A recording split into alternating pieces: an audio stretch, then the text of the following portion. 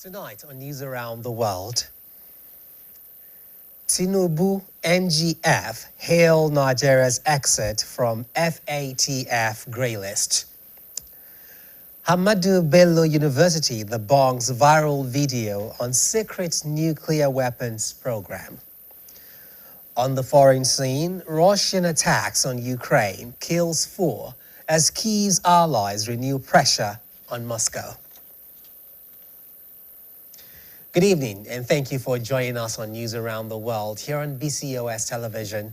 I am Idowu Shekoni. The sign language interpreter is Shakirat Ogundeji.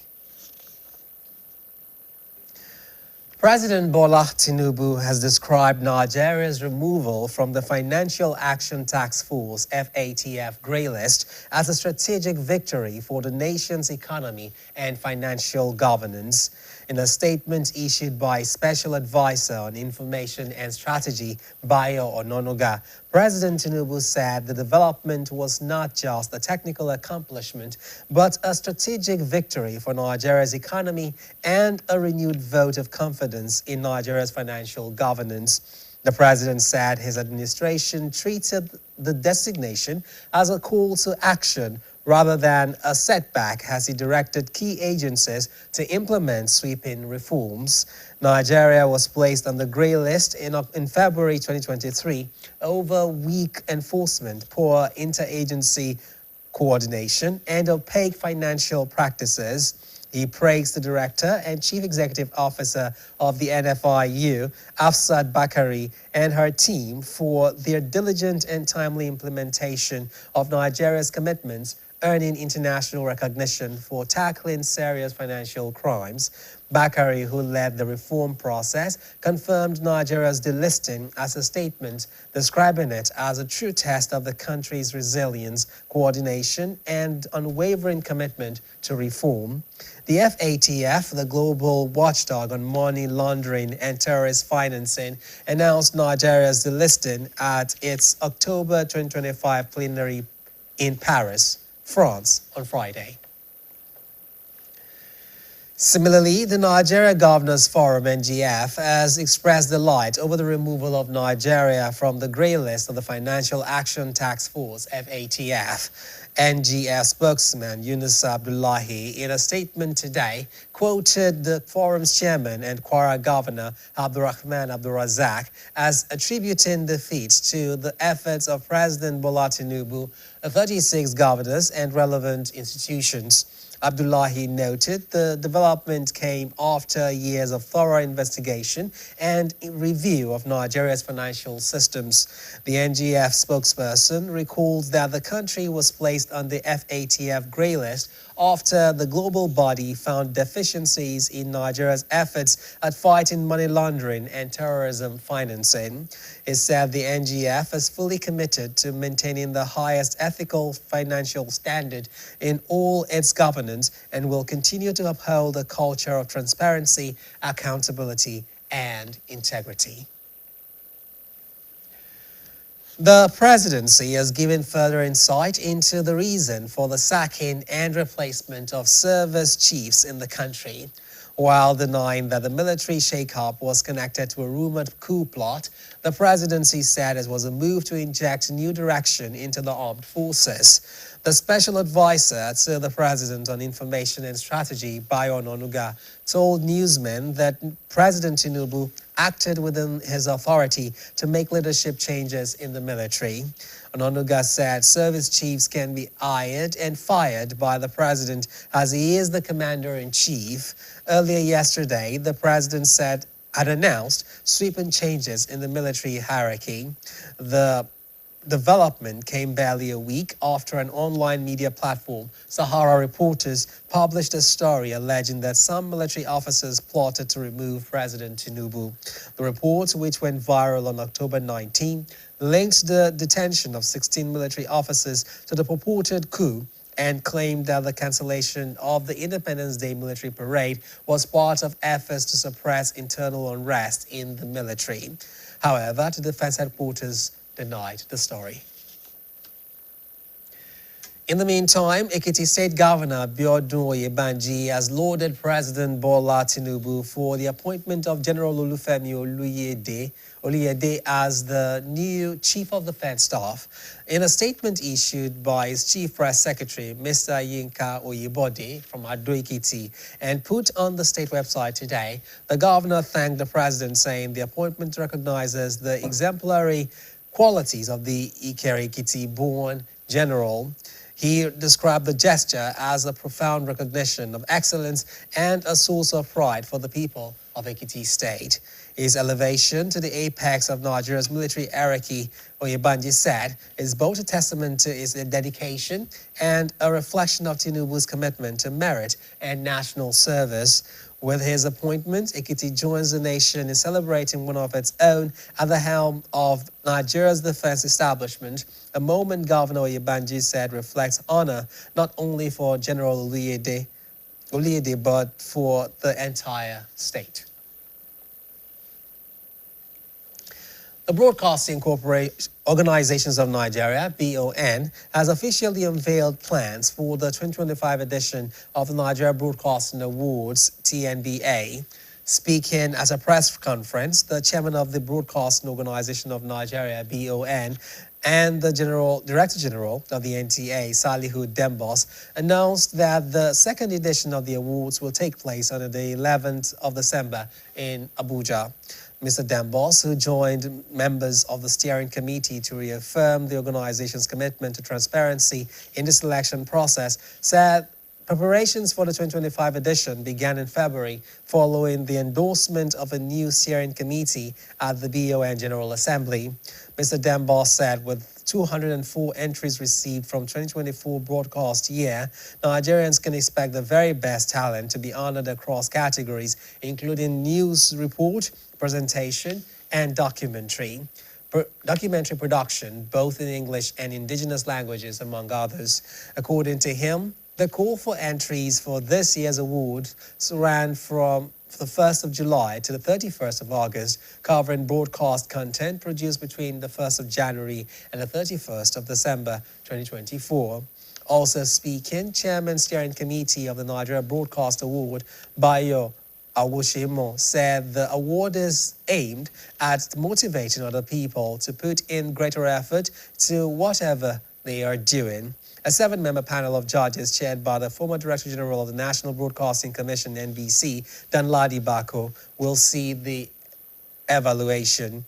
The Nigeria Broadcasting Award stands as the country's foremost platform for recognizing and celebrating professionalism, creativity, and ethical excellence in the broadcast industry. You're watching news around the world on BCOS television. We pause for a short commercial break. Please stay tuned. Is my identity, my strength. It's unique and deserves care made specially for me.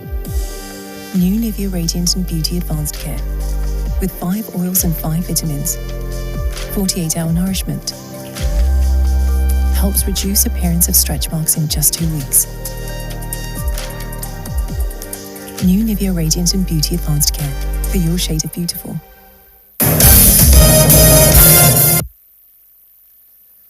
Welcome back.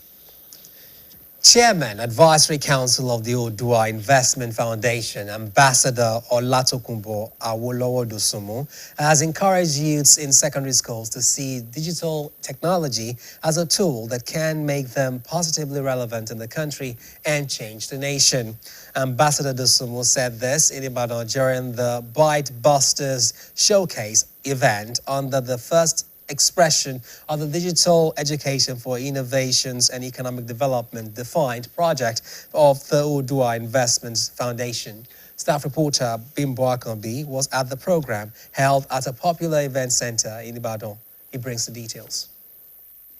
The Byte Busters Coding Club of the Odua Investment Foundation is the flagship initiative that empowers public secondary school students with digital literacy and creative problem-solving skills.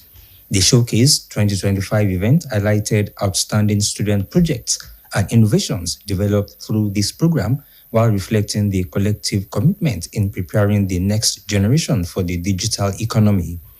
Chairman, Advisory Council of the Odua Investment Foundation, Ambassador Olatokunbo Awolowo Dosunmu, in her remarks at the occasion, said the project was designed to teach and equip public secondary school students in the Southwest region with computer and technology skills.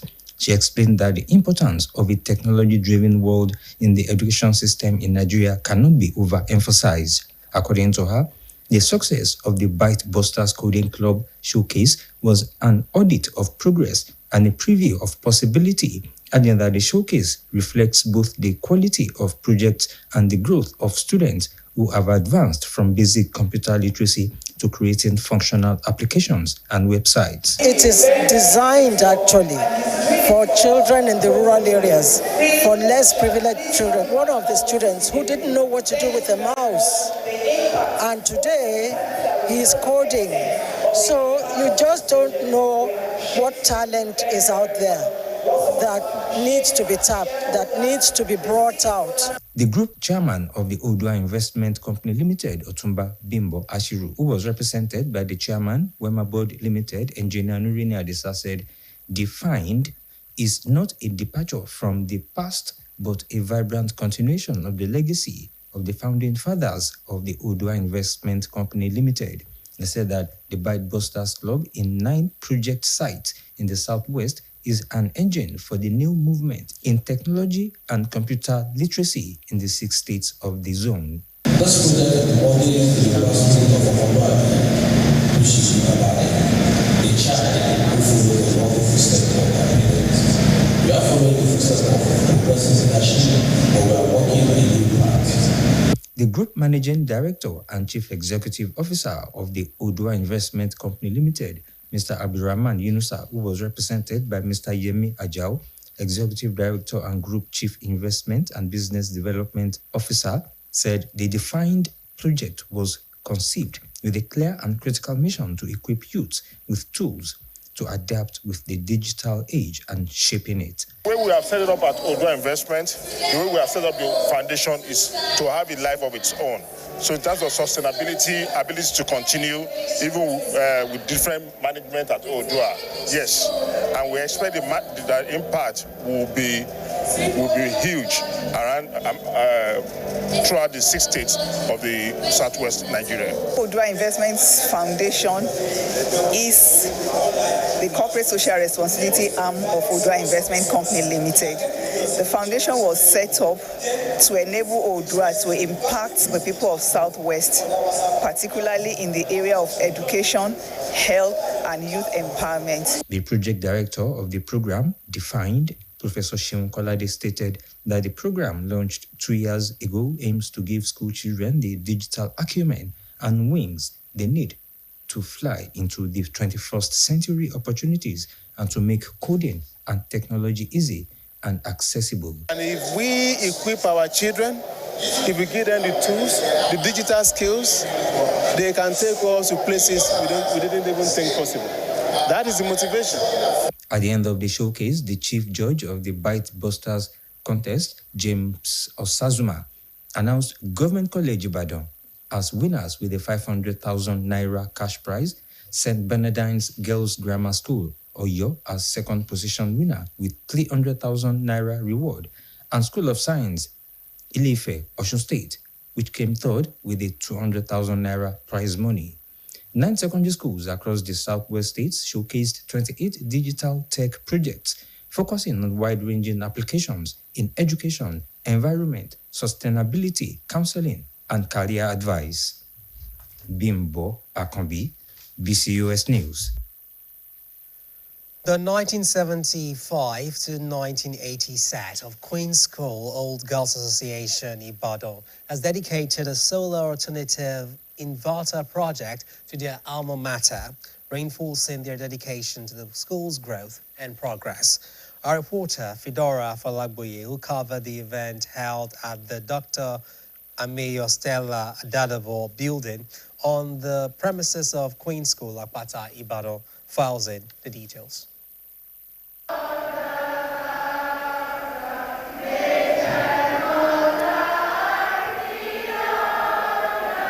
It was a day of unbridled joy and nostalgia As the 1975 to 1980 set of Queen's School Old Girls Association Ibadan gathered to commemorate 5 decades of memories, milestones, and shared experiences since their admission to the prestigious institution. They reconnected, reminisced, and celebrated their enduring bond, marking a significant milestone in their lives. They gathered to express gratitude to God for granting them life and the opportunity to witness this milestone.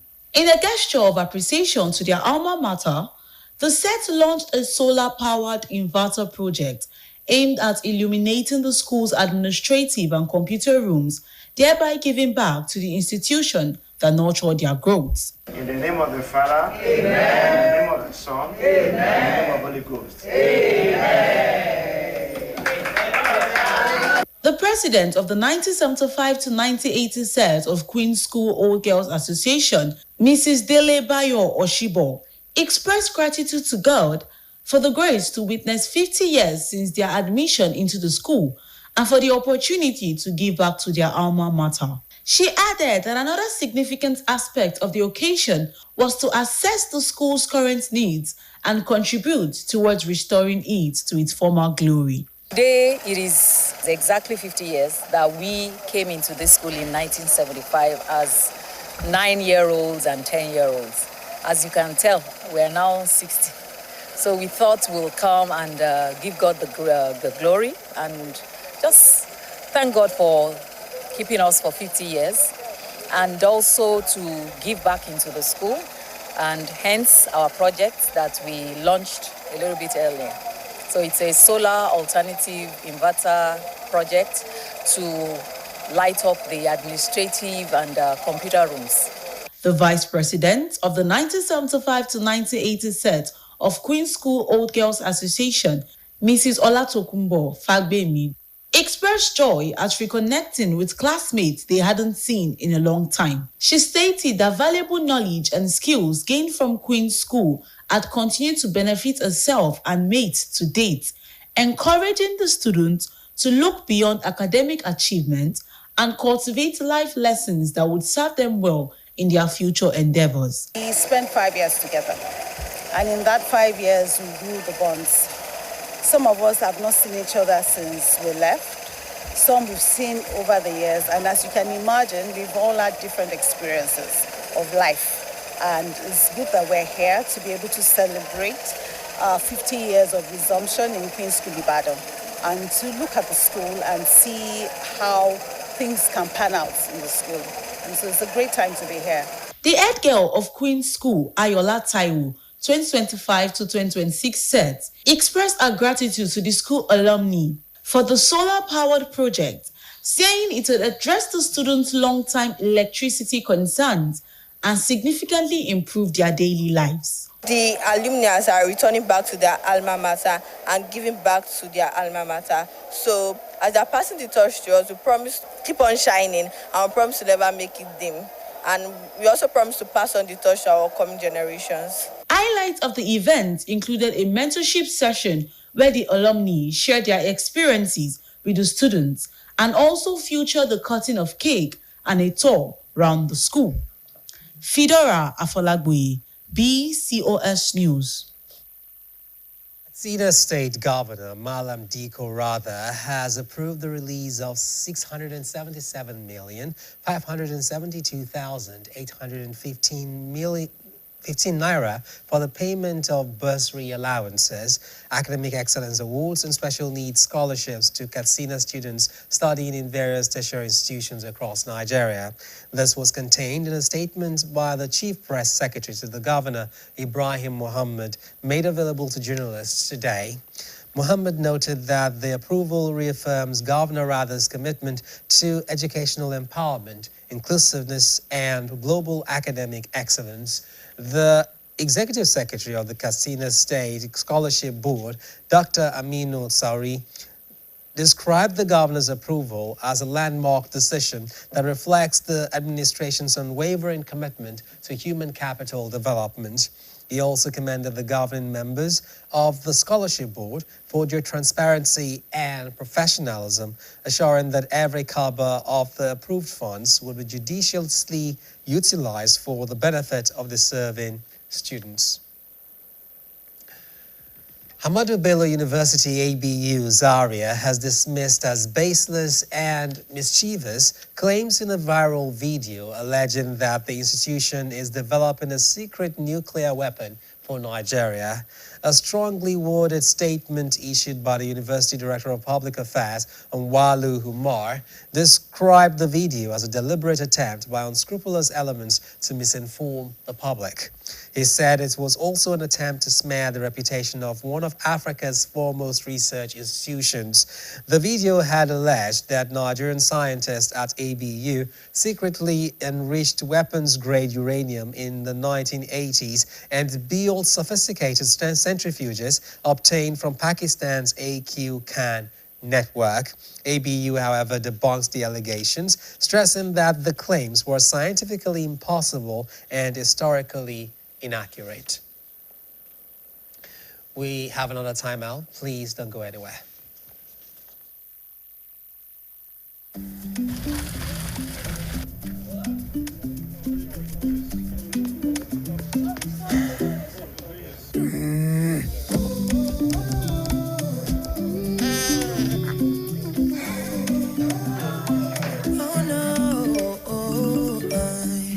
Feel free to imagine a world with no boundaries.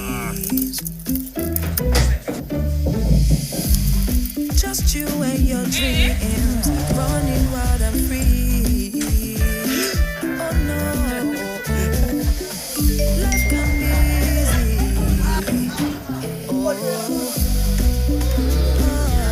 Smooth connection with the correct.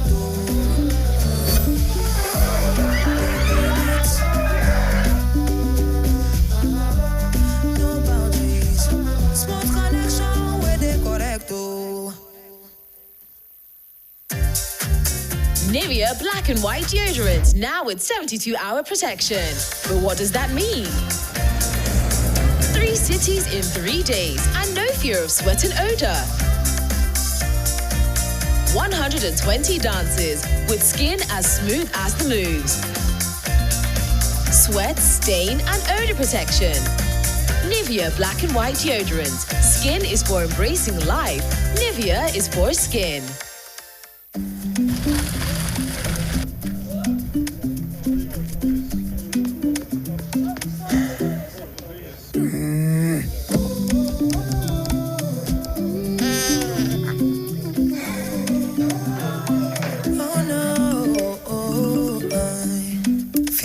To imagine a world with no boundaries.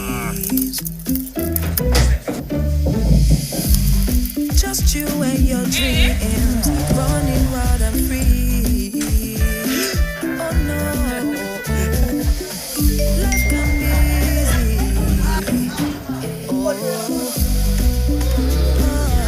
Smooth connection with the correct.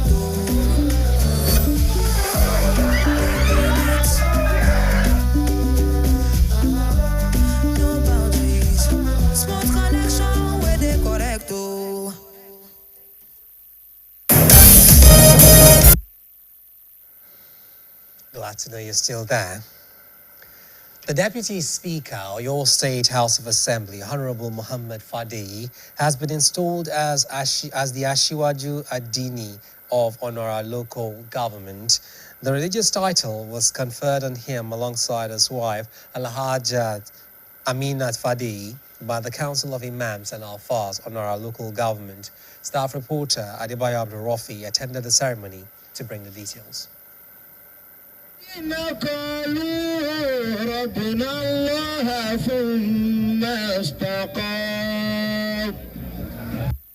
The Deputy Speaker of your State House of Assembly, Honorable Muhammad Abiodun Fadeyi, and wife, Elijah Aminat Oladepo Fadeyi, were among eminent indigene of Onara, honored by the Council of Imams and Alfaz in the Onara local government area of Ibadan. While Honorable Abiodun Fadeyi was conferred with the title of Asiwaju Adini, his wife was honored with Yeye Asiwaju Adini of Onara. as 3 others bagged different titles. Speaking with BCOS News, Honorable Fadeyi, after being turbaned, said the title is a challenge to improve on the commitments to the progress of Islam and welfare of Muslims in the council area and beyond. Honor has been peaceful all this while, and we are going to ensure that it remains peaceful, irrespective of religious divide, be it Christian, be it traditional, be it Islamic, to come together and pray for the success and the growth of Oyo State and Nigeria at large.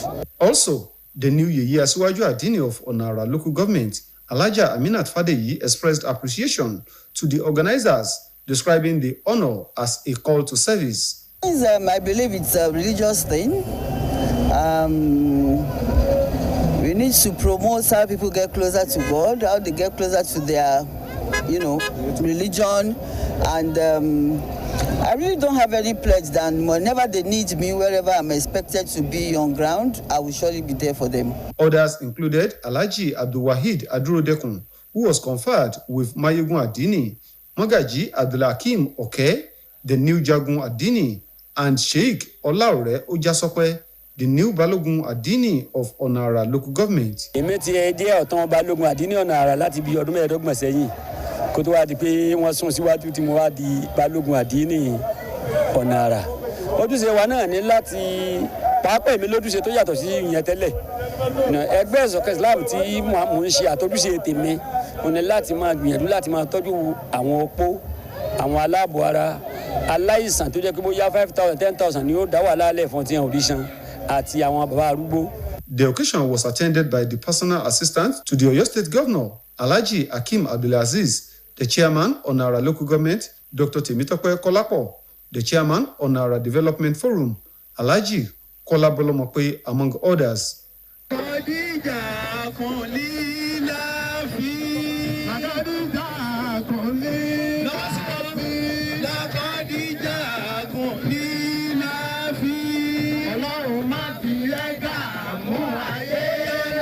Adebayo Abdurafi, BCOS News.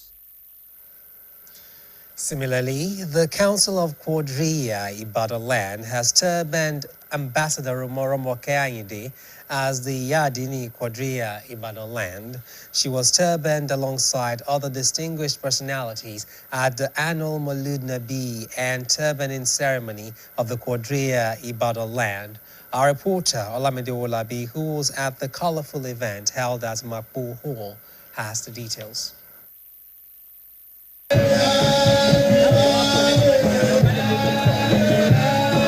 That was the CEO of Keromli Fitness Center, Ambassador Romoke Anyide, decorated by the Central Council of Quadria Ibadan Land as the Yadini Quadria Ibadan Land. The well-attended ceremony drew dignitaries from all walks of life, including the personal assistant to Governor Seyi Makinde, Alhaji Abdulhakim Abdulaziz, Chairman Oluyole Local Government, Engineer Hakeem Olatunji, and the Chief Imam of Ibadan Land, Sheikh Abdulgani Agbotomo Kekere, among others. In his remarks, the Grand Khalifa of Quadria, Oyo State, Sheikh Muhyiddin Najimuddin, said the Turbanis were selected for their remarkable contributions to Islam and urged them to serve as exemplary figures within the Muslim community. We are turbaning them to make them do more in spending towards the cause of Islam. So, and we want this to be a sort of an example, a emulative example to other people that are here to be able to do more. Delivering this lecture, the first Nakibu Waisin of Oyo State, Sheikh Muhyiddin Oniatu, likened the new titles to a call to write a story encouraging Turbanis to make theirs inspiring by empowering others and upholding Islamic values.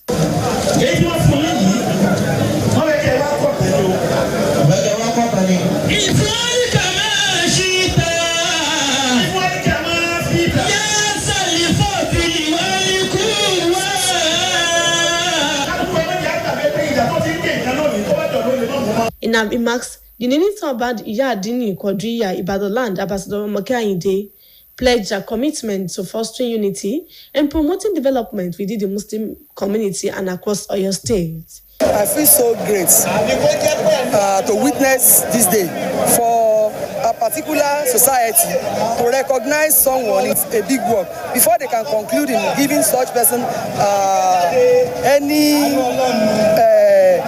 responsibility or that they rely on that person. It means the person has done a lot and they really recognize, appreciate that person. Others to ban included the Iboluyole of Ibadan, Alhaji Nureni Akanbi, as Baba Isale Quadriya Ibadan, the special advisor to Governor Makinde on security, Alhaji Fatai Owosheni, as Baba Adini Quadriya Ibadan, and Alhaji Abdulhakim Akogun as Are Adini Quadriya Ibadan. Highlights of the event featured in attendance members of BCOS and UG Aratawum executives included Quran recitation and certificates presentation. Olamide Wolabi, BCOS News. The Environmental Task Force today arrested no fewer than 50 persons in Benin for violating environmental sanitation laws in Edo State. The suspects were arrested in Egor, local government area of the state, as the new commandant of the Nigeria Security and Civil Defense Corps, NSCDC, in the state, Mr. Saidi Akintayo, led a monitoring operation across the city. The operation covered strategic areas such as 3rd East Circular Road Junction, Sapele Road, Ekiosa Market, Siloko Road, New Benin Market, amongst others. Akintayo said the exercise was aimed at ensuring compliance with the monthly Environmental Sanitation Directive of the Edo State Government. The commandant's team leader visited the local government secretariat where the 50 suspected offenders were arraigned before a mobile court.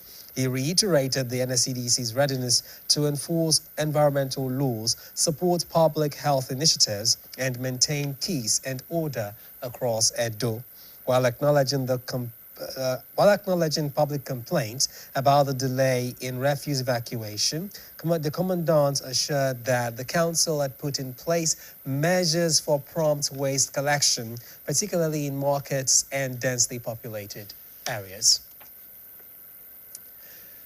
Detectives from the Central Police Station, Umuahia, have apprehended a 54-year-old Kalu Bunaya in connection with a cargo consignment containing arms and ammunition.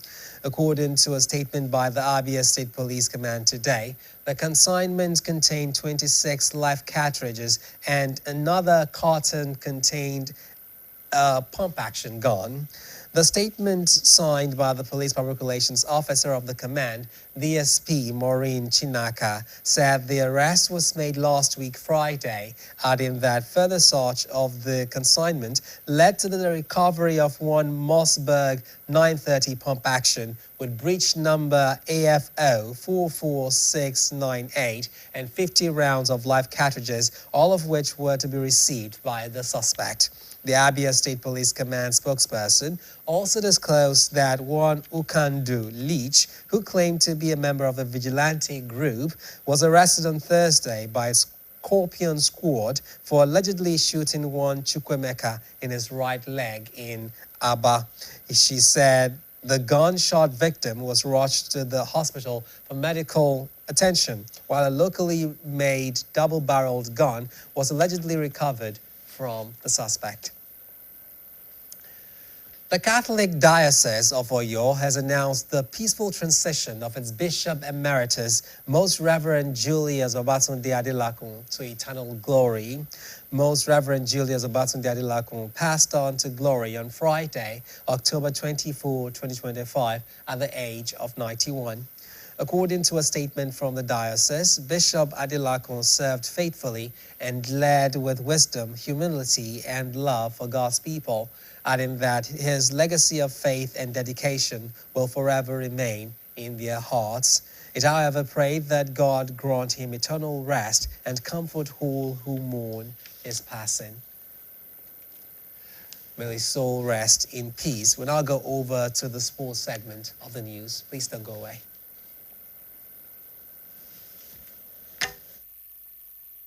My name is Buluwaji Ogumola. Sporting Lagos head coach Jeffrey Butter has expressed his team readiness for the 2025-2026 Nigeria National League season. Butter believes that the intense training sessions and preseason games have prepared the team for the new campaign.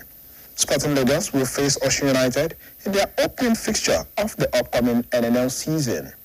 The 2025-2026 Nigeria National League season is due to kick off on Saturday, the 8th day in the month of November 2025. Super Falcons goalkeeper Chiamaka Nandozie has described the Super Falcons win against Benin Republic as very important. First half goals from Chinedu Ihezuo and Esther Okoronko earned the Super Falcons a 2-0 victory over Benin Republic in the first leg, second round of the 2026 Women's Africa Cup of Nations qualifiers played in Lome, Togo on Friday evening. Goalkeeper Nandozie was in action for the Super Falcons and was impressive for the African champions. The return leg of the encounter will be played on Tuesday, the 28th of October at the MKO Abiola Stadium, Abeokuta, Ogun State. The winner over 2 legs will qualify for next year's WAFCON in Morocco. Also, the top 4 teams at the 2026 WAFCON will qualify for the 2027 FIFA Women's World Cup in Brazil, while 2 additional teams will have the opportunity to join them through the Inter-Confederation playoffs. Super Eagles and Trabzonspor striker Paul Onuachu have been included in the Turkish Super League team of the week. Onuachu scored the second goal in Trabzonspor's 2-1 away win against Istanbul Basaksehir last weekend. The Nigerian international has so far registered 7 goals in 9 league appearances for Trabzonspor this season. Paul Onuachu is joined in attack by Leroy Sane of Galatasaray and Besiktas Rafa Silva. Finally, the Confederation of African Football, CAF, has announced an impressive start to ticket sales for the 2025 Africa Cup of Nations in Morocco, with over 230,000 tickets already sold in the first phase. The rapid sales highlight the growing excitement and anticipation for what promises to be one of the most remarkable editions of the continent's biggest football tournament.